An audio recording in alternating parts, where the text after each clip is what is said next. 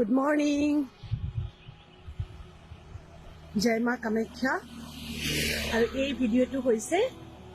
কামাখ্যা পাহাৰৰ পৰা নীলাচল পাহাৰৰ পৰা ৰাতিপুৱাৰ খুব ধুনীয়া সৌন্দৰ্য সঁচাকৈ খুব ধুনীয়া লাগিছে কুঁৱলীৰে আৱৰি আছে পাহাৰখন নীলাচল পাহাৰ আপোনালোক কেতিয়াবা এই ঠাণ্ডাৰ দিনত কামাখ্যা পাহাৰলৈ আহিবচোন খুব ভাল লাগিব